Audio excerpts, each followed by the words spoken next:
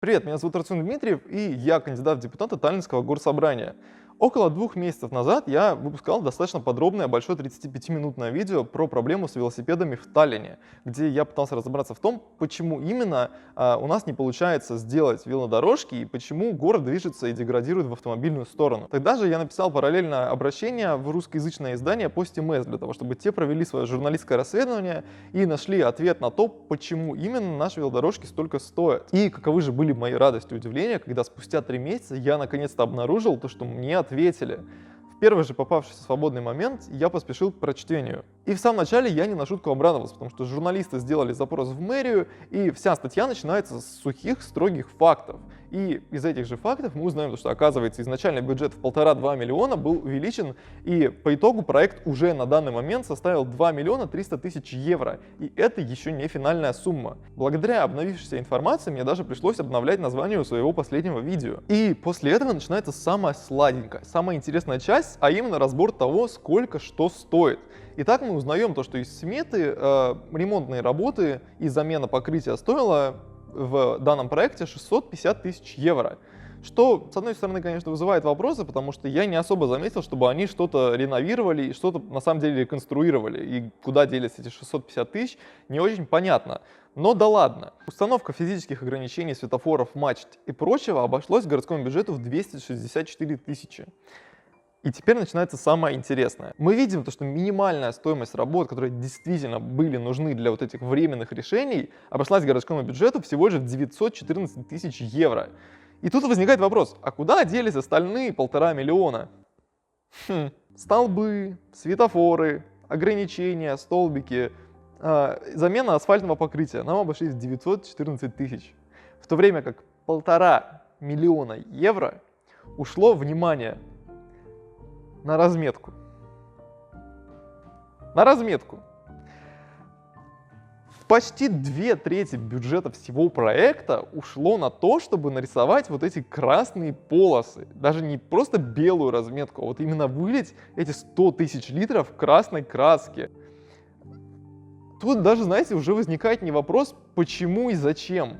Здесь уже возникает вопрос, с какой стати? И не каждый знает, но сегодня в Эстонии есть должность госконтролера. Это человек, который проверяет то, насколько эффективно государство и муниципалитет расходуют деньги налогоплательщиков. И сегодня нашим госконтролером является Янар Холм. И мне бы очень хотелось, чтобы Янар Холм вместе с отделом расследования коррупции из полиции провели свое какое-то собственное расследование и выяснили, насколько целесообразно тратить 1,5 миллиона евро или 2/3 бюджета всего проекта на какие-то декоративные функции. Также хотелось бы, чтобы они проверили еще то, как именно был выбран подрядчик этой краски, потому что не просто она вырвиглазная, отвратительная, и нигде в мире мы больше настолько отвратительной красной краски не видели никогда. Опять же, я показывал то, как выглядит красная краска, допустим, в том же Стокгольме. Еще интересно, почему именно этот подрядчик, при условии, что эта краска просто не соответствует требованиям. Она смывается, она разваливается, она загрязняет экологическую обстановку, она загрязняет среду. И читаю я дальше эту прекрасную статью и думаю, блин, как здорово, наконец-то кто-то написал достойную статью, наконец-то кто-то в этом разобрался и кто-то написал настоящую смету. Дай-ка я выражу респект Post.ms и журналистке Екатерине Павловой. Но не тут-то было. Иду я дальше и пробираюсь сквозь гениальное оправдание в стиле: в целом, стоимость работ определяется их объемом и зависит от предложений, поступивших в ходе конкурса госпоставки. Спасибо, капитан Очевидность. И вот я наконец дохожу до ответа на свой вопрос. Будет некорректно поверхностно сравнивать сметы проектов велодорог разных стран, ведь в каждом городе для одного и того же по длине участка дороги могут понадобиться совершенно разные решения, начиная с приспособления инфраструктуры и замены дорожного покрытия и заканчивая переносом конструкций, установкой освещения и укреплением склонов. Более того, между странами разнятся цены на работы и материалы, а в текущем году эти параметры только выросли за счет подорожания нефти, электричества и логистики. Что, звучит, казалось бы, логично, но не в 5 же в самом деле раз. И особенно порадовал пункт, то, что стоимость работ может разниться от страны к стране, от города к городу. Тоже, казалось бы, логично, но, видимо, автор хочет сказать то, что в Риме стоимость работ меньше, чем в Таллине. Но как, извините, это вышло, если стоимость работ в Риме и час труда в Риме стоит больше, чем в Таллине? И ВВП на душу населения в Италии и в Риме тоже больше, чем в Эстонии. Как это вышло? К чему вы это как бы вообще написали? Причем, кстати, настолько они проверяют инфу. Сам проект стоил 3200, а я случайно в письме написал 3500. И они в своей, и пусть в своей публикации тоже 3500 написали. То есть они даже первоисточник не читали. Без комментариев вообще. Ну да ладно, оставим это все отделу расследования коррупции в полиции. Идем дальше. Что меня расстроило гораздо больше, это то, куда статья уходит впоследствии. Итак, что же не так с ответом Екатерины мне? Для начала давайте я вам вставлю отрезок, где запикаю название газеты и место происшествия. Журналист газеты решил испытать на себе новые велодорожки и вместе с видеооператором проехался по маршруту. По его оценке, велодорожка оказалась местами слишком узкой, зачастую небезопасной, да и в целом некоторые отрезки дорог оказались вовсе не связаны друг с другом. Где-то дорога была заблокирована мусором, где-то отсутствовало приемлемое покрытие. В нескольких местах журналисты наткнулись на то, что проезд был закрыт, а в одном месте дорога даже пролегала сквозь стену. Как вы думаете, про какой город был этот отрезок? Все очевидно, скажут жители Таллина. Вот они эти узкие места, вот они эти небезопасные участки, вот дорожка упирается в стену, вот два участка абсолютно никак с другом не связаны. Все очевидно, это, естественно, Таллин. Но не тут-то было. Автором оригинального текста был журналист итальянской газеты «Корриере делла Сера». И тут у меня напрашивается закономерный вопрос. Екатерина, а к чему вообще было описание римской ситуации? К чему здесь это вообще было? Это было бы логично, если бы в Таллине сделали хорошо и правильно, а в Риме сделали плохо и ужасно. И могли бы мы тогда сказать, что смотрите, ну вот где они деньги. Деньги ушли на хорошее планирование. И в Риме вышло в 5 раз дешевле, потому что там было плохо. Но получается то, что вы описываете ровно такую же ситуацию, только в 5 раз дешевле. Так в чем смысл? И опять же, это еще не самое интересное, потому что самое интересное начинается дальше. Чем дальше в лес, тем больше дров. Видимо, судя по всему, Екатерина все-таки нашла мое то самое видео. И не просто его нашла, а еще его и посмотрела, потому что потом, после Рима, внезапно идет Рига. И сейчас речь идет не о каком-то абстрактном Амстердаме, Страсбурге, даже не о почти родном Хельсинки, а о Риге. По словам журналиста РусТВ.нет Натальи Полыца, население латвийской столицы не готово к велодорожкам. Если они возникают в ущерб автомобильной полосе, начинается настоящий конфликт. Очень многие, даже те, у кого нет автомобиля, против велодорожек, так как из-за них возникают пробки, объясняет она. Однако, если мы спрашиваем жителей города, что они считают нужным с этим делать? Да, мы предлагали несколько вариантов, что меня лично радует. Большая часть людей, и это меня очень, в самом деле, удивило, 86% таллинцев считают нужным построить нормальную велоинфраструктуру. Более того, по ощущениям, Рига является более автомобильным городом. Люди не склонны пересаживаться с автомобиля на велосипед или трамвай. Уточняю заранее. Я всегда с уважением относился к Пусти МС, потому что мне всегда казалось, что это по меркам Эстонии достаточно качественная и хорошая, адекватная СМИ. Но после подобных материалов, особенно по платной подписке, у меня возникло очень большое сомнение в своих убеждениях, потому что данный материал выглядит не как журналистское расследование, а как просто плевок читателю в лицо. Во-первых, почему мы вообще в принципе полагаемся на мнение какой-то непрофильной журналистки? Чем ее мнение отличается от мнения обычного обывателя с улицы? Мы с таким же успехом можем выяснить причины распада СССР, просто подходя к людям на улице. Или можем бюджет государственный принимать по комментариям в Пустимес. Более того, по ощущениям, Рига является более автомобильным городом. Этой фразой было пробито дно, но пока корабль тонет, идем дальше. Екатерина, я понимаю, что профессия журналиста достаточно сложная, но не мне, как программисту, объяснять вам то, что журналист должен быть глазами и ушами, а не мозгом слушателя. И то, что журналист должен просто донести как можно больше информации, как можно более объективно. У вас же через весь материал красной линией прошито то, что велодорожки это неудобно, велодорожки это дорого, велодорожки это всегда неуспешно, они никому не нравятся, они вызывают пробки и так далее. Почему в вашем платном материале нет комментария ни одного эксперта? Почему в вашем платном материале нету второй стороны? Почему вы настолько однобоко что-то рассматриваете по подписке. Это просто невообразимо. В какой-то момент в статье начинается просвет и надежда хоть на что-то объективное и адекватное. И Екатерина решает ставить мнение мэра Риги Мартинша Стакиса. Приоритеты городского развития не в пользу автомобилистов, поскольку 20% рижан ездят на автомобилях, занимая 80% дорожной инфраструктуры. Для руководства Риги примером служат скандинавские столицы, где приоритет велодорожки и пешеходные улицы. А потом мы снова возвращаемся в какое-то подобие анекдота. Однако реализации скандинавской модели мешает география транспортных потоков. С точки зрения движения, столица Латвии представляет из себя песочные часы, где транспортные потоки сужаются на мостах, а потом транзитом двигаются через центр по 5 основным улицам. Стереотипы имеют очень интересную природу и похожи на вирус. Они имеют свойство самокопироваться при условии того, что они остаются практически неизменными, где бы они ни находились. Мнение, что все проблемы в Таллине с транспортом из-за того, что Таллин в форме бабочки, настолько старое и застоявшееся, то что это уже просто стало некой шуткой в кругу урбанистов. На самом деле всегда очень смешно слышать этот аргумент, потому что в глазах приводящих он является аргументом за автомобили. Мол, у нас не хватает места, давайте еще добавим чуть-чуть автомобильных полос.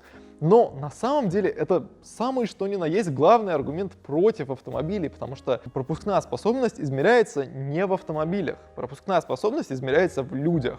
И то, что в данном случае, когда у нас ограниченное пространство, самое эффективное, что мы можем сделать, это сделать именно велополосу или полосу общественного транспорта, но никак не автомобильную полосу. Причем то, что мы видим сегодня в СМИ и соцсетях в Эстонии, это не какой-то новый для мира процесс. Подобные процессы обсуждения и споры уже происходили давно в разных странах и в разных городах. И окончательно добивая миф про то, что все проблемы с транспортом в Таллине и в Риге именно из-за формы этих городов, и то, что именно форма городов мешает развитию скандинавской модели, давайте просто возьмем и рассмотрим как раз-таки эти самые скандинавские города, которые мы ставим все время в пример. Давайте начнем со Стокгольма, в котором я как раз-таки был пару недель назад и из которого было последнее видео. Что же мы видим? Оказывается, там тоже всего 2 моста. Город, который стоит на островах, связывает 2 дороги. Что насчет Амстердама? Опять 2 моста. Да что же за напасти такое? Не знаю, давайте возьмем еще Копенгаген. Вау. И тут тоже 2 моста. Невероятно просто. А знаете, что еще объединяет все эти города? То, что население у них в 1,5-2 раза больше, чем в Таллине. И почему-то им не мешает это развивать велосипедное движение. Может быть, Екатерина, все-таки дело не в форме песочных часов, а в чем-то другом? И сразу такой небольшой дисклеймер для тех, кто знает эти города чуть лучше. Вы сразу можете сказать, что там есть еще туннели дополнительные. На самом деле, да, но эти туннели были сделаны задолго до того, как Евросоюз решил сократить количество выхлопов, и до того, как эти самые города приняли у себя их местные велостратегии. И более того, опять же, эти там туннели, которые имеют максимум 2-3 полосы внутри, весь этот аргумент нивелируется как раз таки тем, что эти города в 2 раза больше, чем Таллин. Соответственно, эти 3 полосы не решают проблему города, который будет в 2 раза больше. Одним из самых распространенных мифов является то, что велосипеды, а если быть точнее велодорожки, вызывают пробки. Мол, как только эти проклятые урбанисты дотягиваются до власти, так сразу весь город встает в пробку. И ладно вам, вонючим урбанистам, все равно на обычных работяг на автомобилях, но как же общественный транспорт? Пойдем по порядку. Вызывает ли велосипед пробки? Зависит от того, насколько далеко мы смотрим, потому что смена повседневных привычек занимает время. И, естественно, мы не можем всех пересадить с автомобиля за один день. И, естественно, в первый день, как только мы открываем новую велодорожку, она не будет полностью заполнена. Скорее всего, она вообще будет пустой. Но если мы смотрим чуть дальше, то велосипеды являются гораздо более эффективными. И велосипедная дорожка имеет гораздо большую пропускную способность, чем автомобильная полоса. И в дальнейшей перспективе, если мы смотрим не на сегодня, а на несколько лет вперед, то велосипеды только уменьшают пробки, они их не могут увеличивать. Опять же, очень важно понимать то, что нам в любом случае придется это делать, потому что мы не можем продолжать потыкать этой автомобилизацией. И велосипедизация — это естественный процесс, который преследует все современные города, и Таллин не будет исключением. Если вы до последнего надеетесь, что в Таллине этого не произойдет, я вас расстрою, это обязательно произойдет. Может быть, не в этом году, может быть, не в следующем, может быть, только на следующих выборах мы наконец добьемся нормальной власти. Но это обязательно произойдет. И сегодня это делать гораздо более безболезненно и гораздо проще, чем будет это делать через 5-10 лет. Поэтому, просто отвечая на вопрос, велосипедные дорожки могут вызывать пробки в очень краткосрочной перспективе, но в долгосрочной перспективе они только их уменьшают, в то время как строительство новых автомобильных полос только увеличивает количество автомобилей и увеличивает количество пробок. Это, на первый взгляд, неочевидный и непонятный обывателю факт, но он известен достаточно давно всем экспертам и городским планировщикам. Ну, по крайней мере, почти всем. Парадокс Брайеса — это открытый в 1968 году немецким математиком, соответственно, одноименным Брайесом, парадокс, который говорит о том, что при добавлении дополнительных мощностей в сеть, при условии, что двигающиеся по сети сущности сами выбирают свой маршрут, может снизить общую производительность, что, переводя на обычный человеческий язык, обозначает, что чем больше дорог мы строим, чем больше наша сеть, и чем больше в этой сети находится автомобилей, тем менее эффективна сеть в целом и тем ниже средняя скорость. И некоторые политики очень любят делить людей на пешеходов и автомобилистов так, как будто бы это что-то, что прописано у них в паспорте, как будто бы это отношение к некой касте, которую нельзя изменить. При всем этом, на самом деле, в повседневной своей жизни люди гораздо умнее, чем подобные политики, потому что человек каждый день, когда составляет и продумывает на сегодня маршрут, он выбирает для себя наиболее оптимальный, удобный, комфортный и дешевый вариант. И подобные оценочные суждения, которые себе позволяют вот эти недоэксперты вроде Наталья Полыцая, не имеют ничего общего с реальностью. Так, стоп, Артем, а зачем нам вообще что-то делать с автомобилями? Разве есть что-то удобнее и быстрее, чем автомобиль? Да, дорогой слушатель, есть. И когда человек каждый день продумывает свой маршрут, он исходит обычно из 3 параметров. Это цена, скорость и комфорт. И человек никогда не выберет автомобиль, если автомобиль будет дольше и дороже, чем, например, тот же общественный транспорт. Человек не будет выбирать трамвай, если трамвай будет стоить дороже и ехать дольше, чем автомобиль. И человек не будет пересаживаться на велосипед, если тот будет стоить дороже и менее комфортно, чем общественный транспорт. Автомобиль — это комфортно до тех пор, пока мы едем одни по пустой дороге. Но на самом деле в автомобиле очень много скрытого дискомфорта, к которому мы либо привыкли, либо который привыкли не замечать. Во-первых, автомобиль — это дорого, и некоторым семьям в Эстонии содержание автомобиля обходится в треть всего месячного дохода.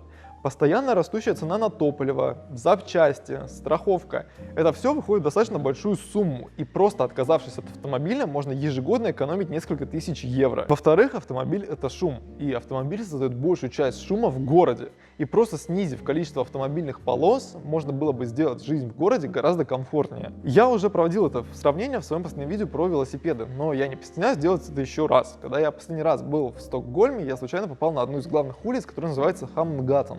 Эта улица по своей конфигурации очень похожа на нашу Нарва-Манте. И просто сравните уровень шума там и у нас. Мы пришли на улицу Хамнгатен, которая находится в самом центре... Там что-то разбилось.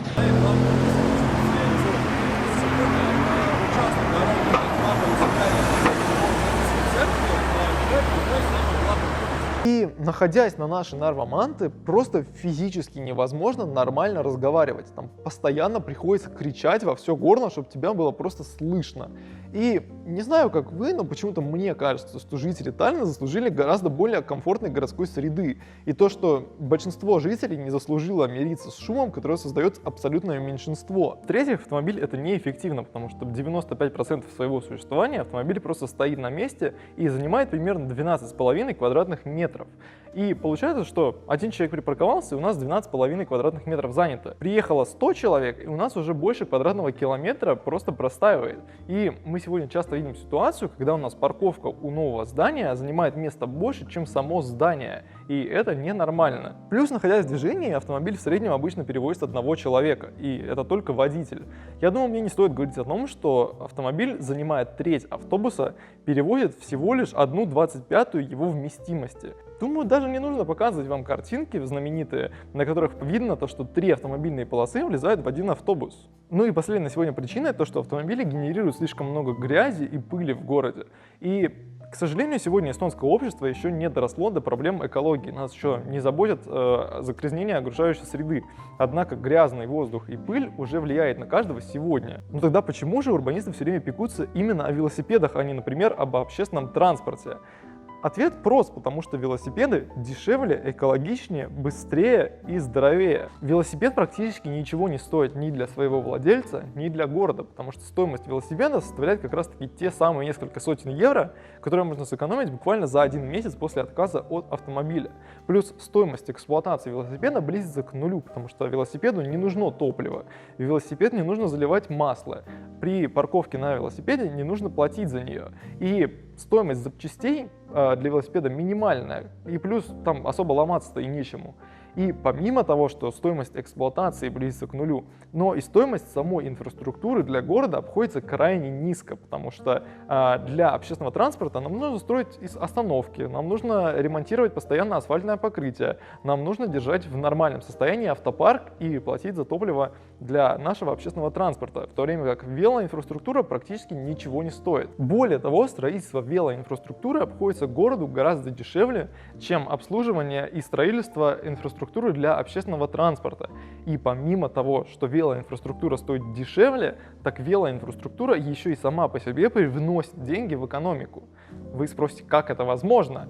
Но на самом деле за счет того, что люди, которые пользуются велосипедами, обычно становятся более здоровыми, более счастливыми, мы экономим большое количество денег в сфере здравоохранения. В то время как наоборот, люди, которые пользуются автомобилями, чаще страдают всякими заболеваниями, как психическими, так и физическими, за счет чего эксплуатация автомобиля становится еще дороже. И делая ревизию к сказанному выше, эксплуатация автомобиля обходится дорого не только своему владельцу, но и городу в целом, потому что автомобильная инфраструктура занимает слишком много места.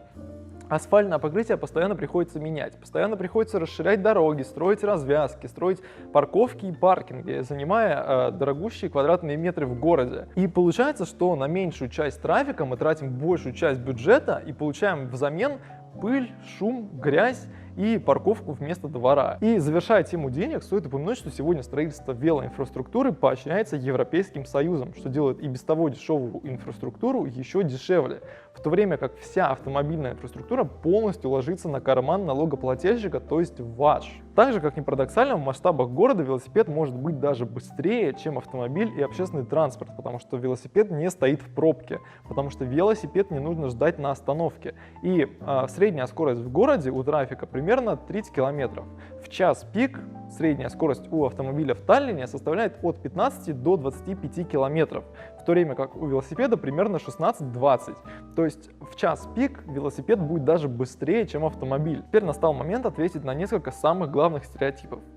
Итак, самый первый, самый главный, часто встречающийся стереотип – это то, что на велосипеде нельзя ездить зимой. На самом деле это невероятно популярный и часто задаваемый вопрос, и любое обсуждение велоинфраструктуры в Таллине так или иначе рано или поздно упирается именно в то, что у нас неподходящий климат. Хотя на самом деле этот аргумент абсолютно не имеет никакого смысла, потому что если человек одет подобающим образом, на улице ему не холодно. А учитывая то, что велосипедное движение – это еще и активные физические упражнения, то человеку, который едет на велосипеде, будет даже теплее, чем пешеходу. Более того, особо нелогичным этот аргумент становится тогда, когда мы принимаем во внимание то, что именно холодные скандинавские страны и стали родоначальниками этой велосипедной революции, а не теплые и сухие. Ну как велосипед будет ехать по снегу? Ровно так же, как и автомобиль, потому что, во-первых, у нас есть специальные зимние шины для велосипедов. Вы могли их часто видеть на улицах, почему-то у нас любят на них ездить и летом в том числе, но на самом деле это зимние шины. Во-вторых, если мы все-таки говорим о городе, а не о какой-то глухой деревне, то мы подразумеваем то, что инфраструктура у нас находится в должном состоянии, и снег у нас убирают. И я, конечно, понимаю, что у нас сегодня не принято убирать снег нигде, кроме проезжей части, но на самом деле в нормальной ситуации в городе снег должен быть убран как на тротуаре, так и на велодорожке. Всех на велосипед не пересадишь. Это тоже достаточно частый аргумент, который постоянно так или иначе всплывает в любом диалоге, но на самом деле такой цели никогда и не стояло, потому что для того, чтобы решить большую часть транспортных проблем, нам достаточно снизить количество автомобилей всего лишь на 10%. То есть достаточно, чтобы просто каждый 10-й автомобилист отказался от автомобиля в пользу какого-то другого вида транспорта. Но это очень маленькое число, потому что даже по сегодняшним опросам каждый 5-й, то есть 20% населения, готово отказаться от автомобиля и пользоваться велосипедом, если у них будет такая возможность. Но когда люди оценят достоинство мобильного транспорта, гораздо большее число людей захочет на него пересесть. А как мне детей в школу возить? На самом деле это очень правильный и здоровый вопрос от любого родителя. Но вызван он не тем, что что-то не так с велосипедом, а как раз-таки той самой автомобилизацией и опасной городской средой. И на самом деле любой ребенок уже со 2-3 класса способен самостоятельно добраться до школы на велосипеде. Более того, в безопасных городах они так и делают, потому что вот так выглядят, например, велопарковки в тех же Нидерландах и скандинавских странах. И зачастую там на учебу большинство учащихся приезжает именно на велосипеде. Велосипед — это опасно. На самом деле как раз таки нет. Велосипед — это очень даже безопасно, потому что велосипедист не представляет угрозы ни для самого себя, ни для окружающих, потому что у велосипеда относительно низкая масса и короткий тормозной путь. Опасен как раз таки вновь автомобиль. И опасен он до тех пор, пока мы считаем это нормальным. Как только мы начинаем по-настоящему бороться за безопасность, автомобиль снова перестает быть опасным. А как мне в магазин ездить? Тоже очень частый, но абсолютно непонятный мне вопрос, потому что у современного городского велосипеда есть обычно 1-2 багажника. Поэтому погрузить на него сумку не составляет никакой проблемы. Если вы решили устроить мега-вечеринку, то можно взять еще, например, с собой рюкзак.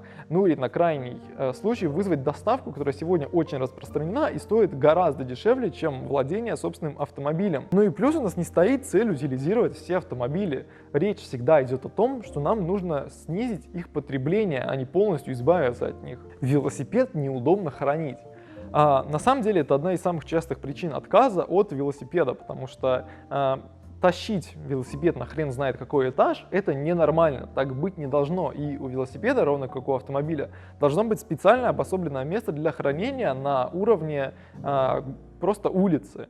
Велосипед должен храниться в велогаражах и на специальных велопарковках. И нужно делать инфраструктуру в том числе так, чтобы велосипед можно было спокойно припарковать на улице, в подходящем для этого месте.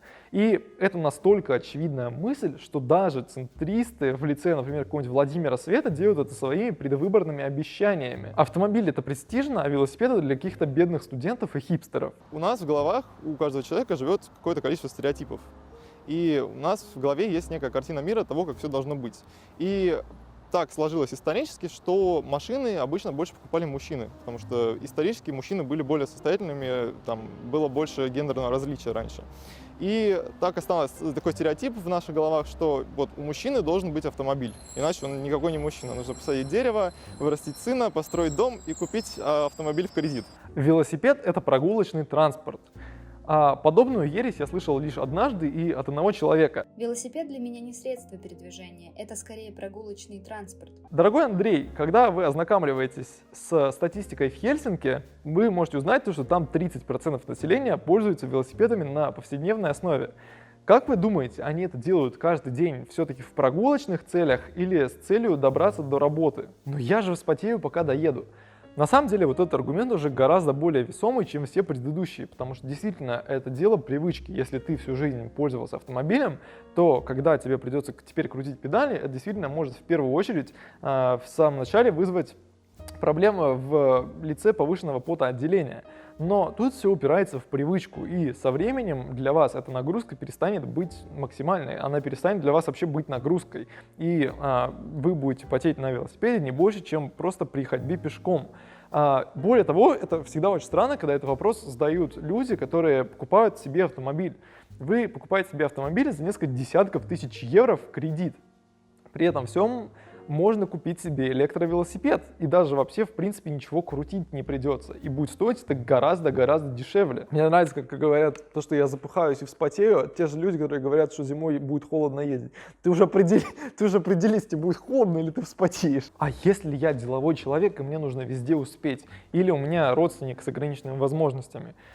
На самом деле, опять же, в любом правиле есть исключения, и если очень постараться, то, конечно, можно найти причины не пересаживаться на велосипед или общественный транспорт, и они зачастую могут быть даже вполне себе весомыми, потому что у нас нет цели пересадить, как я уже говорил ранее, 100% населения на велосипед. И, естественно, останутся всегда люди, которым это будет необходимо.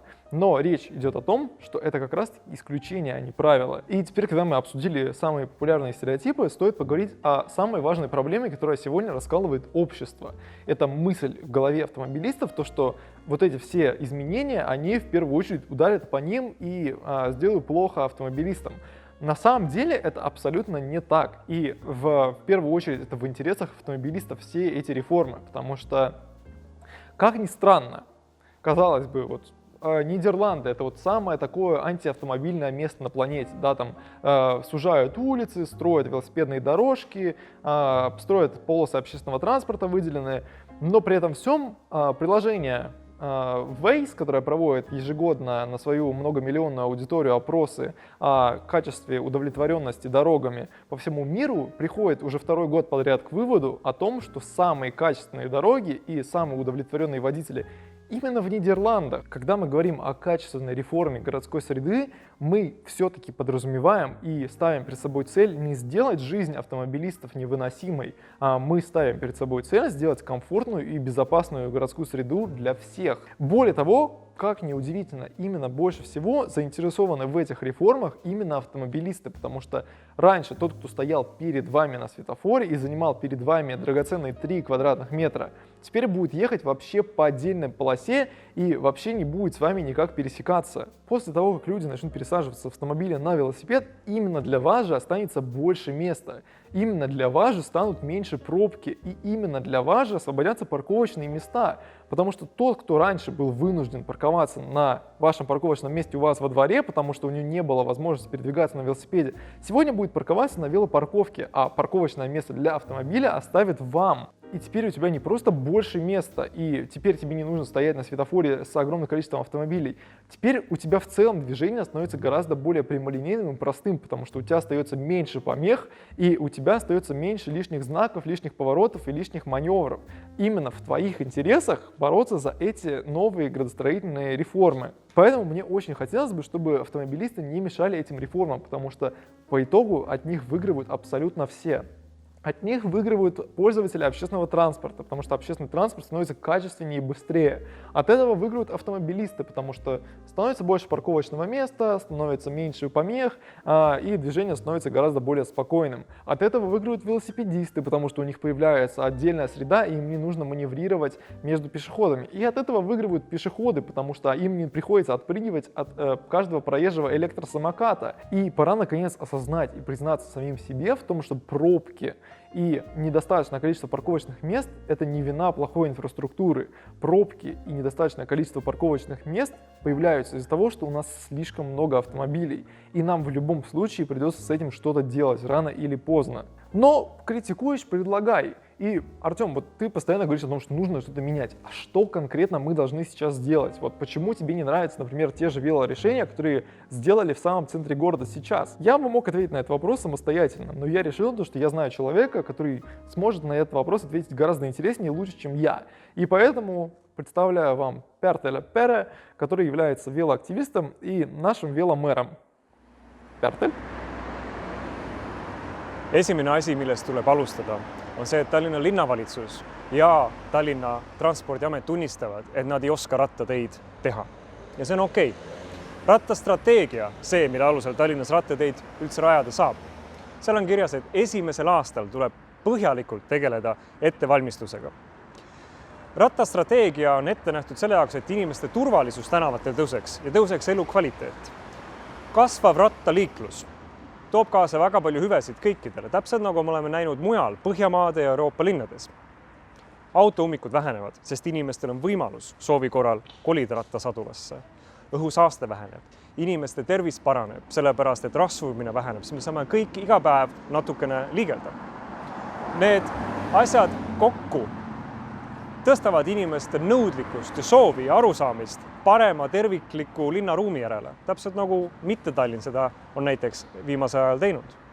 Selle kõige jaoks on meil vaja aga seda sama terviklikku lähenemist, mille jaoks on vaja, et linnaarhitektid, linnaplaneerijad on need, kes kujundavad tänavaid. Mitte nii nagu praegu, kus ainult teedeinsenerid ütlevad, kuidas tänaval peab olema autoliiklus ja kuidas autode läbilaskevõimet mitte kunagi ei tohi vähendada. Rattastrateegia on 4 aastat istunud lihtsalt riiulis. Esimesel aastal, mida oleks pidanud tegema ja mida nüüd tuleb teha, on põhjalikult ette valmistada sealhulgas konsulteerida välisekspertidega. Me saame kas Rumble Finlandist tuua kohale inimese, kes on siin käinud, tunneb olukorda ja kes on aitanud Soomes rattateede projekteerimisjuhendit koostada. Või KOV-ist, Taanist, kus on antud Gonsiori tänava projekti jaoks 20 soovitust, millest linn 14 kõrvale heitis, sealhulgas, et elektripostid ei oleks keset teed. Või Hollandist, kus jällegi meil on kontakt olemas. Seejärel, kui on olemas ka kohalik rattakoordinaator Tallinna Transpordiametis, kellel on antud reaalne volitus anda sisendit ja vajadusel tagasi lükata teedeprojekte, kui need ei ole inimestele turvalised ja ei järgi rattastrateegiat. Kui need elemendid on paigas, siis on meil meeskond ja siis me saame konkreetselt tegutsema hakata. Esimese asju on see, et tuleb koostada juhendeid ja koolitada ametnikke teedeinseneri Transpordiametis. Siis tuleb tegeleda nullvisiooniga. Tuleb jällegi projekteerijatega teha tööd, et nemad hakkaksid vastutama selle eest, oma töö eest, kui nad projekteerivad ristmikke, tänavaid, autoliiklust ja muud. Linn peab hakkama aitama rajada rattaparklaid koolide ümbrusesse, täpselt nagu siin Eesti Kunstiakadeemia ees, kus on rattaid võimalik parkida, mis kaitsevad omakorda inimesi autoliikluse eest ja kus autodel ei ole võimalik tulla kõnniteele parkima. Kindlasti tuleks kehtestada linnas ka 30 kilomeetrit tunnis, nagu ÜRO seda soovitab, nagu Hollandi linnades see on, nagu Hispaania linnades, nagu Põhjamaade linnades aina rohkem ja rohkem on. See muudab liiklus sujuvamaks ja tagab inimestele võimaluse turvaliselt rattaga sõita. Eriti seal, kus on kitsad rattarajad, südalinnas eriti, Toompuiesteel, Narva maanteel, Pärnu maanteel, neid kohti on palju. Peatänavaga tuleb kindlasti edasi minna. Tuleb luua ühtne rattaringlussüsteem, linna rattalaenutus, täpselt nagu see on Tartus olnud võimalik, nagu Helsingis on. Ja Talsingi perspektiivi silmas pidades võiks olla tihedamgi koostöö, et oleks võimalik näiteks ratastega üle lahegi käia. Samuti peab linn hakkama korteriühistutel aitama rajada rattaparklaid, rattakuure oma hoovidesse, hoovid korda programmi raames, aga ka munitsipaalmaale. Täpselt nagu praegu on võimalik seda teha autoparkimisega, kas oma hoovi või kui korteriühistumaa külgneb munitsipaalmaaga. Juba praegu annab linn raha selle jaoks, et sinna teha autoparkla. Täpselt sama asi võiks olla ka rataste parkimisega. Ning viimaks, et saada kaasaegset, turvalist, mugavat, tõhusat linna, peab linnavalitsus tegema koostööd ja kuulama neid inimesi, kes on koolitatud, kel on kogemus ja kes teavad linnaruumist. Need on arhitektid, linnaplaneerijad, linnastrateegid, õppejõud, liikuvuseksperdid. Need on need inimesed, kellega linn ei ole tahtnud kõik need aastad koostööd teha.